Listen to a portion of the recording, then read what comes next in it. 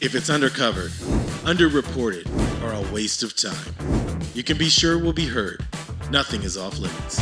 Welcome to Broad Street Radio.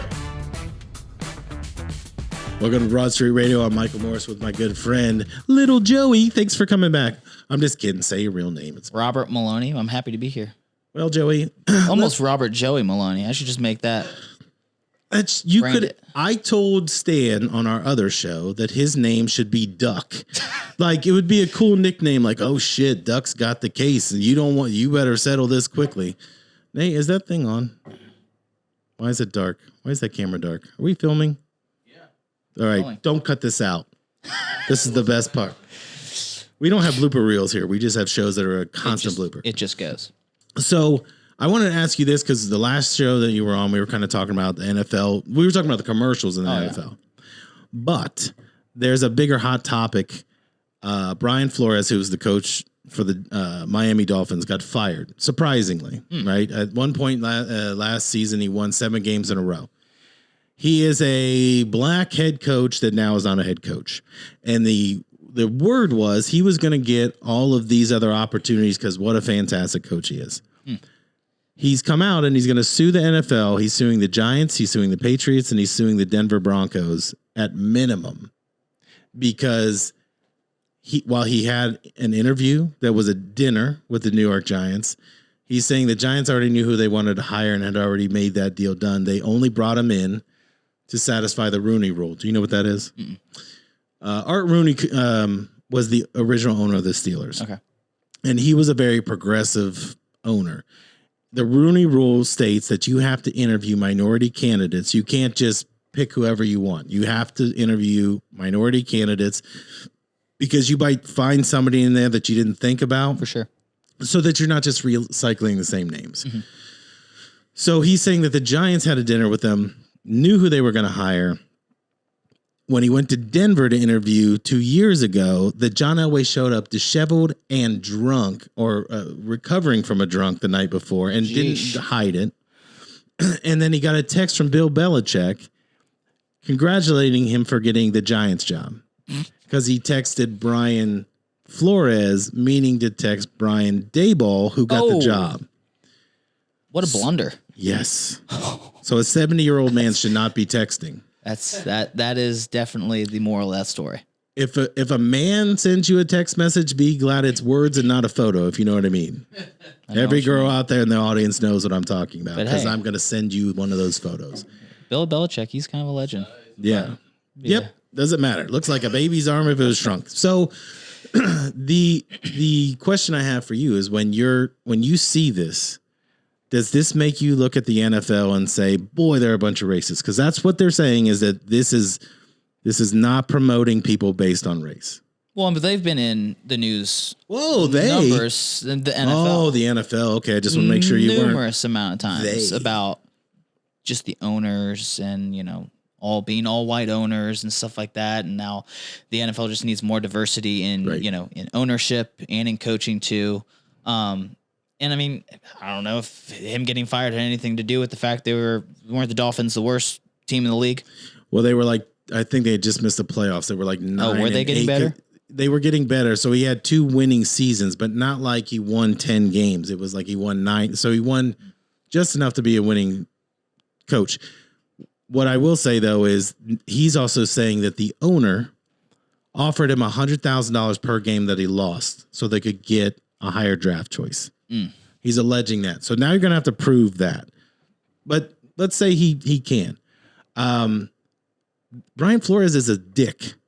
And I'm going to tell you why. And if you're watching this, you're a dick. Brian Flores didn't want to attend. Jesus, I can't even say his name. Tagliabue. I can never say his name. Tua. We'll just say Tua. Tua, yeah.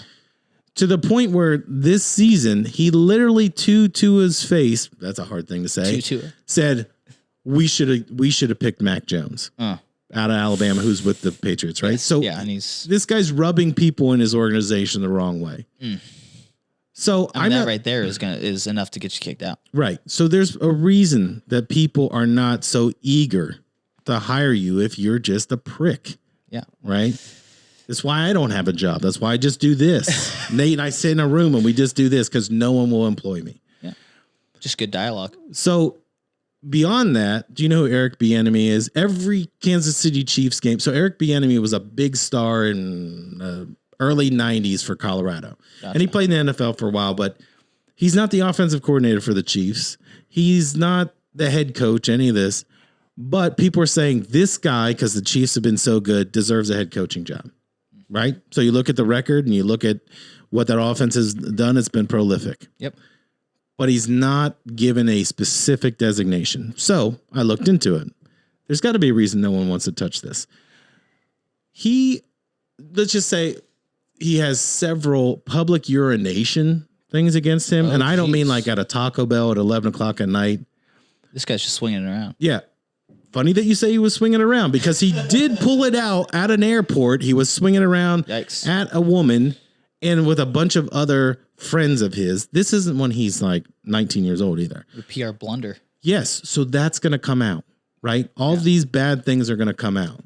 I mean, just look at, Urban Meyer. I mean, that situation. I mean, it was Urban Meyer. That guy's the best. It was just a little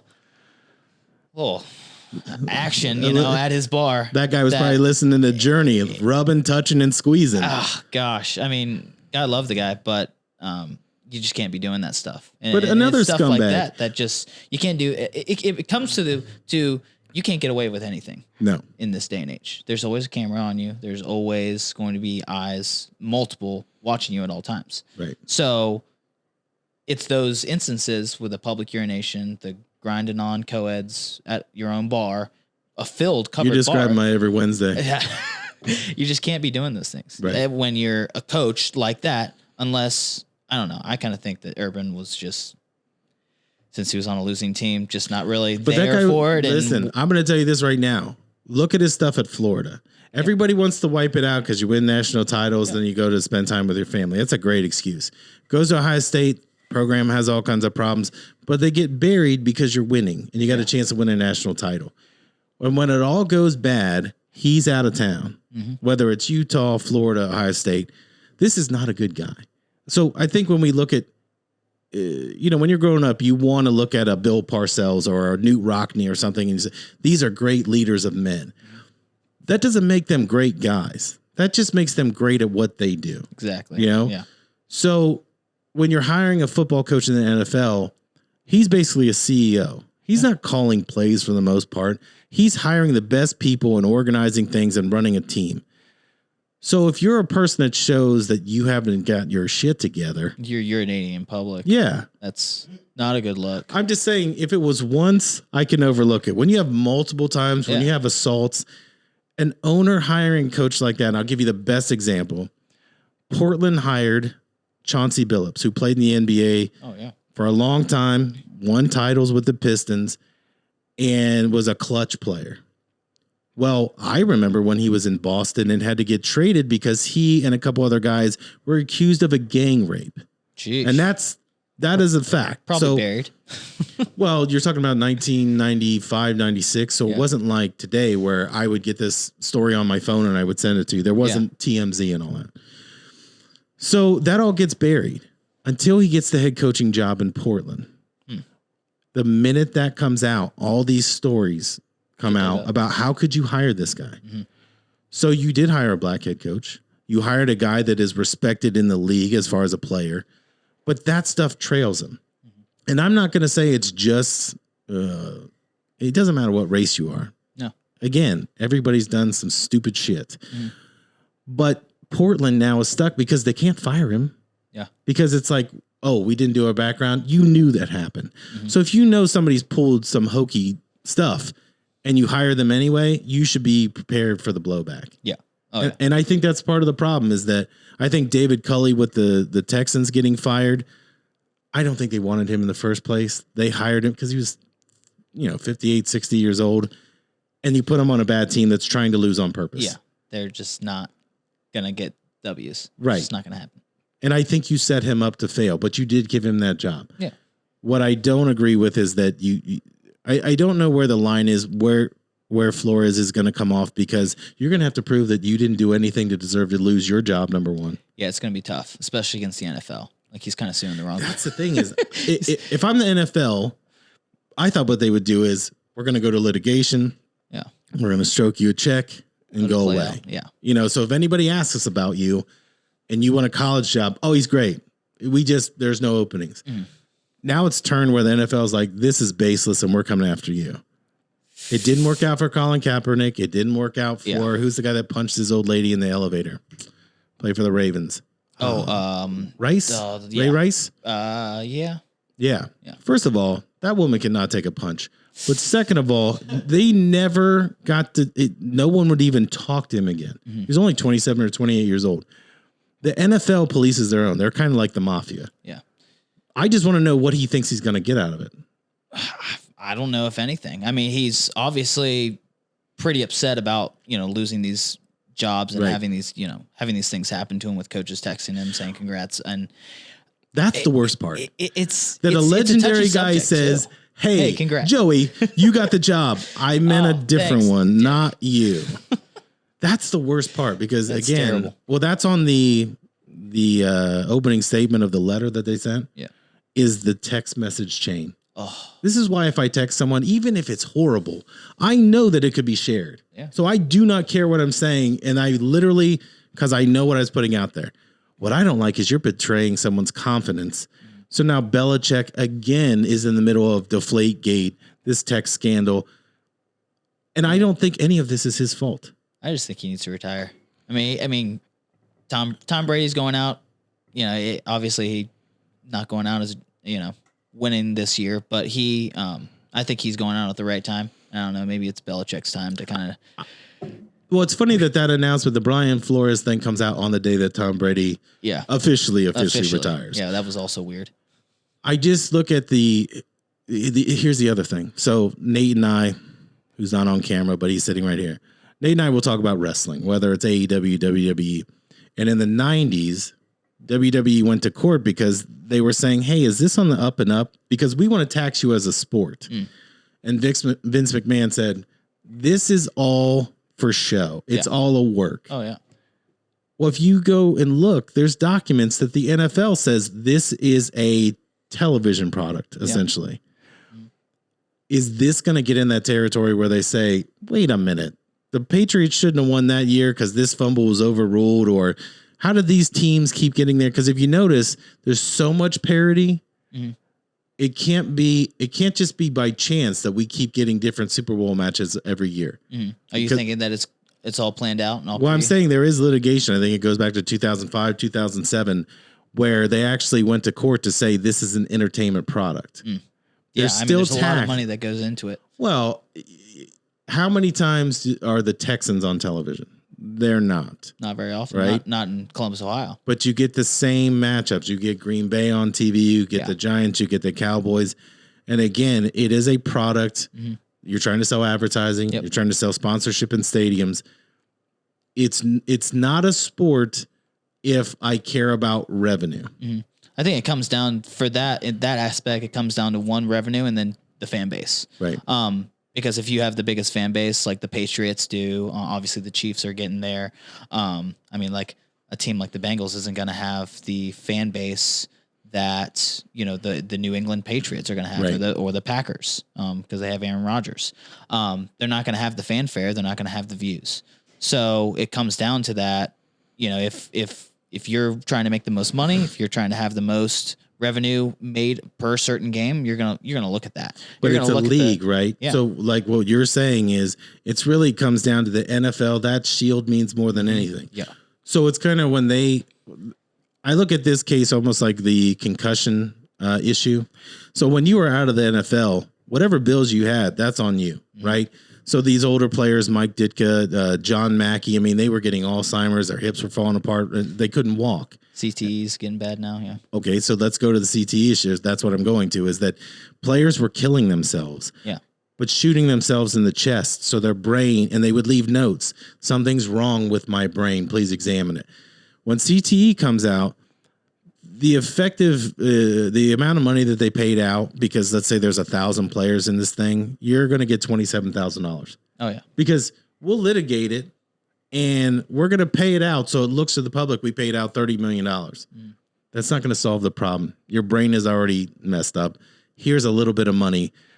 And these people put their lives on the line, but as soon as it's over, it's over. I mean, the door shuts. It's not like high school where you're walking down the hallway and you still see the coach and he's like, hey, see me if you need a job. Yeah. You're done. You're just it's next man up. Mm-hmm.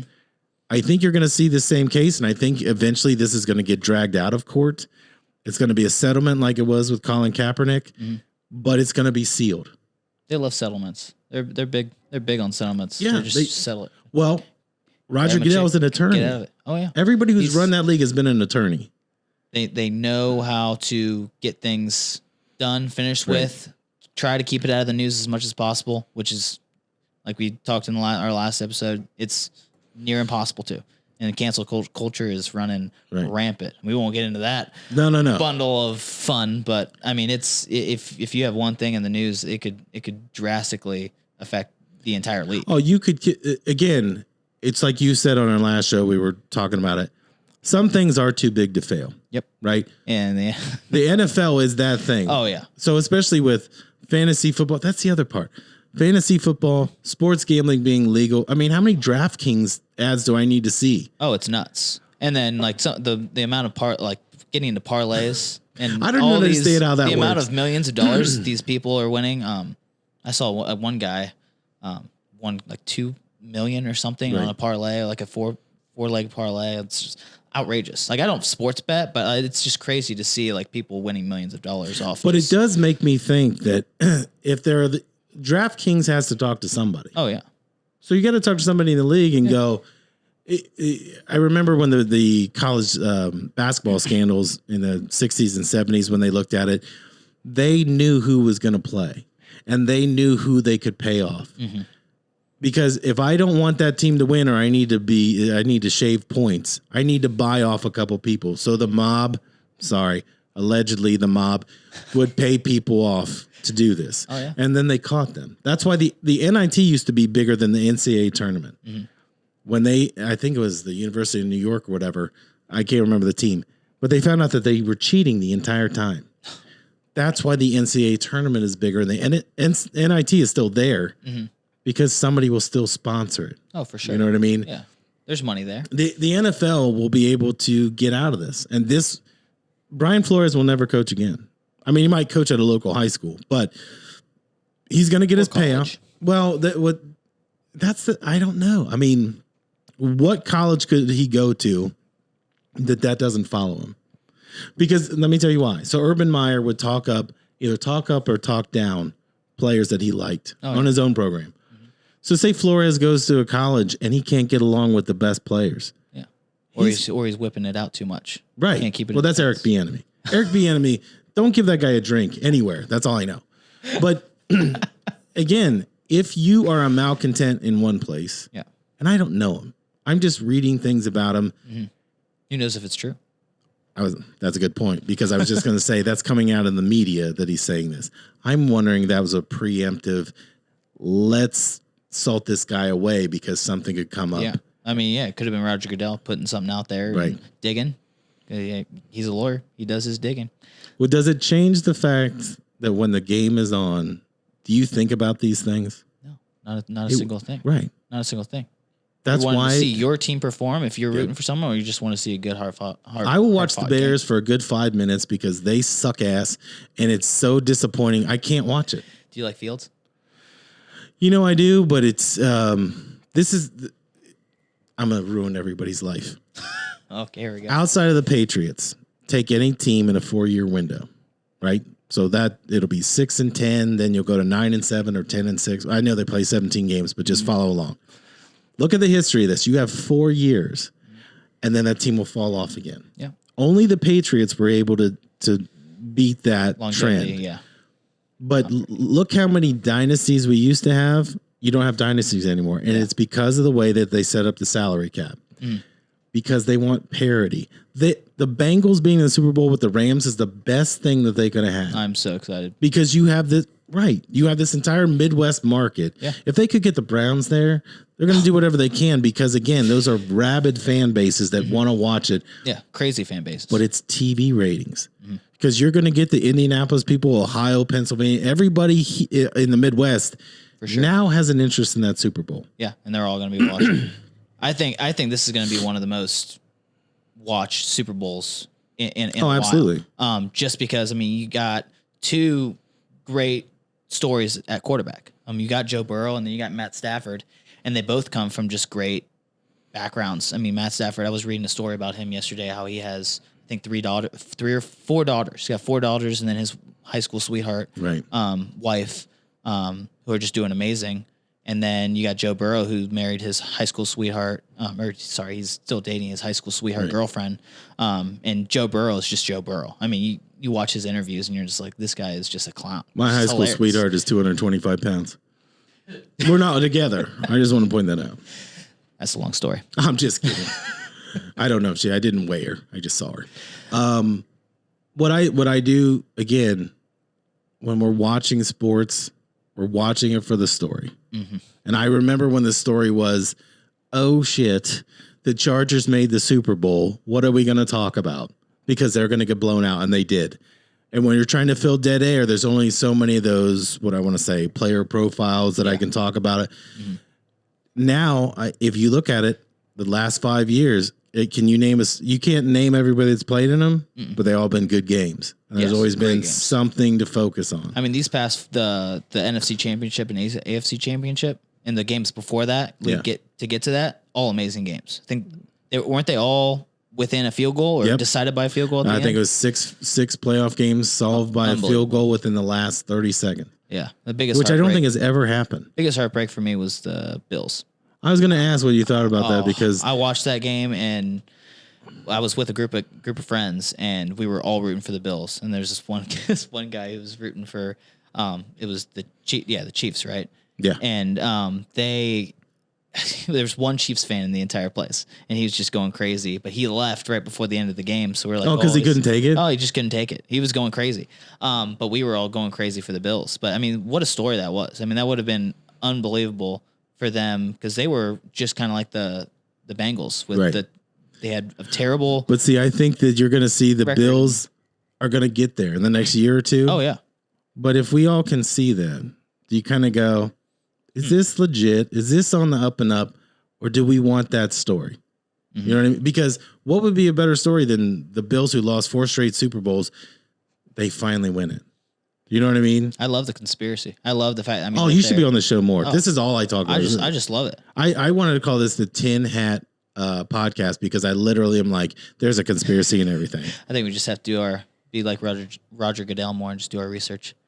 Get digging. No research on this show. When Jonathan comes on here, though, Jonathan and I will be talking about something, and if I start to go down a road, he gets all excited and goes, and then on top of that, and I'm like, slow down just a little bit because we got to talk about this subject. You're talking about that the moon is made of cheese and all that. I'm all for it, but then we'll have like 5 minutes left to go. Yeah. So in summary, the NFL is rigged and they don't like black people. It's fun to watch, though.